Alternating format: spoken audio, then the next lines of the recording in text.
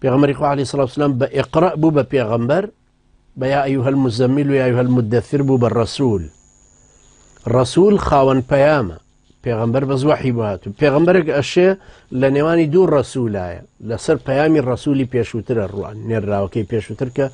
خاون پیامه لهرا باز لوكين كبيغمبر خو عليه الصلاة والسلام بو بيغمبر با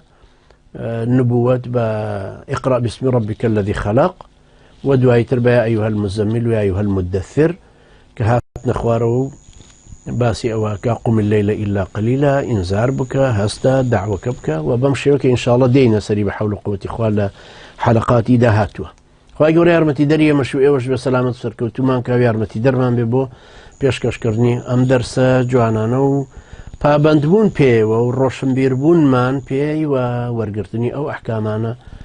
لێو هەتاکو و بەرچاو ڕۆشنیەکمان بداتێ. وصلى الله على محمد وعلى آله وصحبه وسلم تسليما. أقول قولي هذا واستغفر الله لي ولكم وجزاكم الله خيرا